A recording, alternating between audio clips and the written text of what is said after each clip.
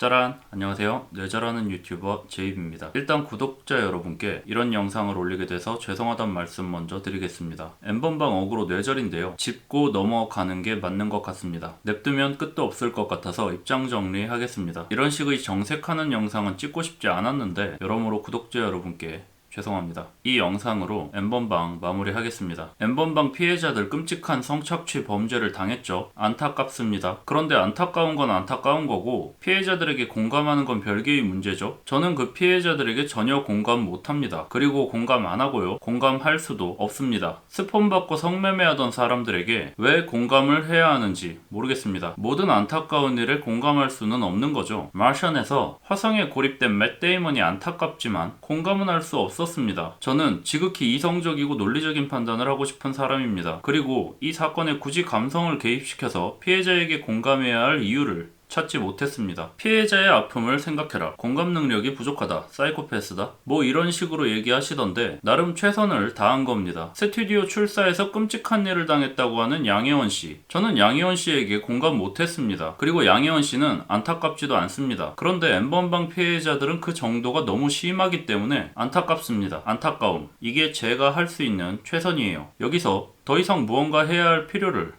못 느낍니다. 끔찍하고 잔인한 범죄는 어그로 끌면 안 됩니까? 스폰 받겠다고 몸사진 영상 다 찍어 보냈다가 그걸 빌미로 성착취 당했다. 이게 희화화되면 안 될 사건입니까? 연애할 때 찍었다가 헤어졌다고 유출시키는 리벤지 포르노가 아니잖아요. 성매매도 범죄인 나라입니다. 범죄자가 범죄자 만난 블랙 코미디죠. 처음엔 피해자에게 공감한다고 하는 분들이 거짓말하는 줄 알았습니다. 성착취 범죄의 수위가 그렇게 높은데 피해자의 아픔에 어떻게 공감하지? 그걸 공감한다는 건 피해자의 고통을 너무 가볍게 보는 거 아닌가? 그랬는데 상황이 흘러가는 걸 보고 댓글들을 보니 진짜일 수도 있겠다고 생각이 바뀌었습니다. 감수성이 높은 건지 공감 능력이 뛰어난 건지 경험에 의한 건지는 모르겠지만 정말 피해자의 아픔에 공감하셨다 면 솔직히 부럽습니다. 그거 아주 훌륭한 재능이에요. 아무리 생각해도 저는 성매매, 스폰, 대소변, 영상, 스타킹, 팬티 판매하다 성착취 범죄에 휘말린 사람들에게 공감 못하겠으니까요. 안타까울 뿐입니다. 거기에 공감 못한다고 사이코패스고 소시오패스라면 그냥 사이코패스, 소시오패스 하겠습니다. 그런데 돈 벌겠다고 스폰, 대소변 영상, 스타킹, 팬티 판매하던 사람에겐 공감하면서 돈 벌겠다고 유튜브 어그로 끄는 저한테는 공감 못하는 게 신기하긴 합니다. 공감도 선택적 공감인가요? 아니면 유튜브 하는 것보다 스폰하고 대소변, 영상, 스타킹, 팬티 파는 게 더 익숙하고 가깝게 느껴지세요? 아닌 건 아닌 거라고 말할 겁니다.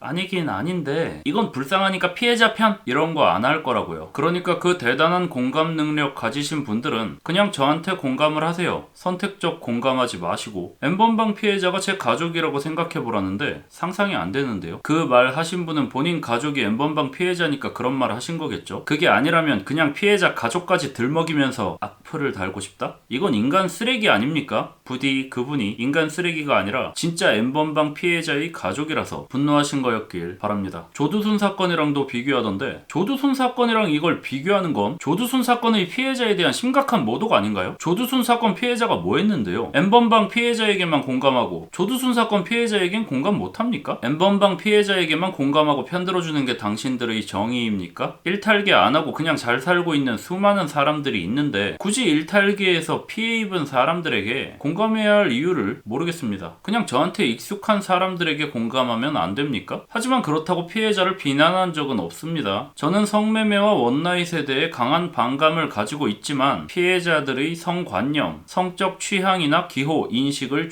존중했습니다. 그래서 성착취 범죄에 희생되기 전의 일상으로 돌아가길 바란다고 했습니다. 그 사람들의 일상은 일탈계를 하는 거였죠. 스타킹, 팬티, 대소변 영상도 팔고 나아가 스폰이나 만남을 하던 사람들입니다. 공감은 못했어도 그걸 나쁘게 보지 않았어요. 이해하려고 노력했어요. 그래서 피해자들이 성착취 범죄로 입은 상처를 말끔히 치유하고 다시 그런 생활로 아무렇지 않게 돌아가길 바란다고 응원했습니다. 피해자에게 말로는 잘못한 게 없다고 하면서 앞으로 그러지 말라고 사회적 규범이나 도덕성을 강요하는 게 오히려 피해자들에게 상처가 될 거라고 생각합니다. 그래서 사건 전의 일상으로 돌아가길 바란 거고요. 순결한 순결한 피해자 증후군 들먹이지 마세요. 저는 피해자가 순결하지 않은 일상으로 돌아가길 바란다고 한 겁니다. 노멀한 마인드를 가진 사람은 절대 일탈계 같은 거 안 합니다. 그러니까 일탈계를 한 사람들은 보통 사람들이 이해할 수 없는 무언가가 있다는 거죠. 그게 성적 취향이든 호기심이든 뭐든 좋아서 스스로 한 거고 나쁜 게 아닙니다. 그런데 이상한 찐따 잘못 만나서 트라우마 생기고 좋아하던 거 싫어하게 되고 두려워하고 거부감 들어서 못하게 된다? 그거 얼마나 끔찍합니까? 어린애들인데 아직 살 날 많은데 질리고 실증나서 스스로 그만둘 때까지는 좋아하는 거 계속하고 살아야죠. 남자 몸캠 피해자들은 이해할 필요도 없고 피해자가 될 일을 자초했다고 방송 나와서 지저대던 사람들도 있는데 저처럼 유튜브에서 공감은 못하지만 응원하는 건 굉장히 우호적인 스탠스라고 생각합니다. 영상 자체가 악의적으로 편집하기 딱 좋은 것도 맞고 좌표가 찍힌 것도 맞지만 그걸 배제하더라도 언더도그마에 지나치게 심취하신 분들이 많이 계신 것 같습니다. 약자에 대한 배려와 동정은 분명 필요하지만 거기서 그쳐야죠. 피해자가 항상 정의롭거나 올바른 건 아닙니다. 피해자를 비난해도 된다는 말이 아니에요. 비판에 대한 이야기입니다. 피해자가 미성년자라는 이유는 충분히 감성적이고 감정적인 판단을 하게 만드는 요소지만 그렇게 내린 결론을 과연 옳다고 할 수 있을까요? 가슴이 뜨거워도 머리는 차가워야죠. 가슴도 뜨겁고 머리도 뜨거우면 그거 코로나입니다. 검사부터 받으세요. 미성년자 성착취 범죄라는 프레임 하나만 들고 달려 드시면 안 됩니다. 미성년자 어린이 보호구역 교통사고 사망사건 끔찍하죠. 민식이가 죽은 건 안타까운 일이죠. 그런데 제가 민식이에게 공감해야 하는 건 아니잖아요. 공감 못할 수도 있죠. 그리고 민식이의 죽음으로 괴로워한 민식이 부모님의 심정이 안타깝다고 민식이 부모님의 차량이 과속했다는 주장이 정당화되는 것도 아닙니다. 그런데 그런 상황에서 언더도그마로 인한 지나친 감성적 판단, 민식이법 제정이라는 결과를 가져왔죠. 제가 이런 부분 짚고 비판할 수 있겠죠. 그게 민식이에 대한 2차 가해는 아닙니다. 그리고 페미니스트 여러분, 여성은 약자가 아닙니다. 여성에게 약자 프레임 씌우지 마세요. 사건을 언급만 해도 피해자가 상처받는다? 2차 가해, 2차 가해 하는데 2차 피해와 2차 가해는 엄연히 다른 개념입니다. 사건을 언급하거나 사건으로 어그로를 끌거나 뭐 죄다 2차 가해로 연결하시면 안 됩니다. 정말 문제가 있을 정도로 피해자를 공격했다면 그건 그냥 가해지 2차 가해가 아니에요.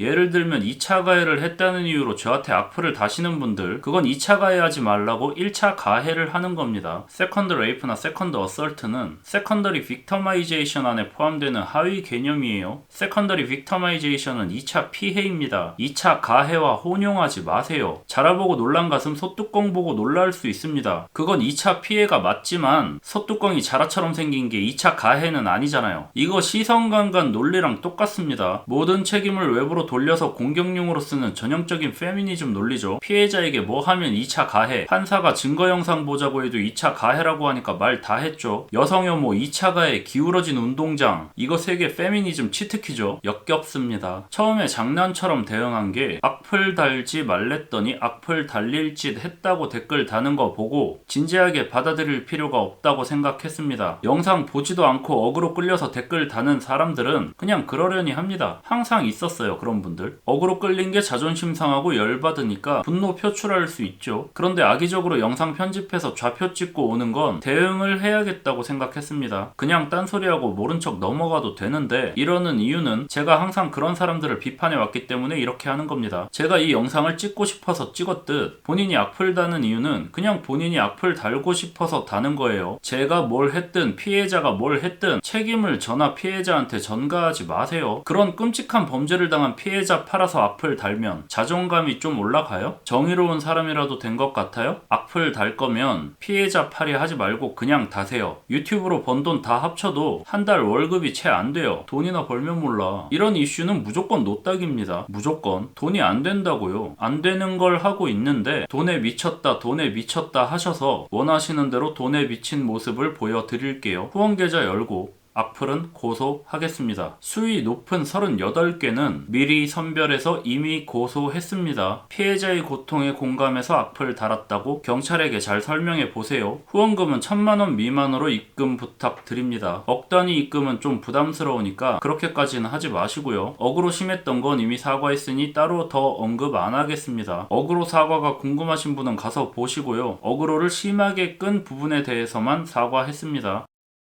구독자 여러분, 재미도 없고 뇌절하는 영상 계속 찍어서 정말 죄송합니다.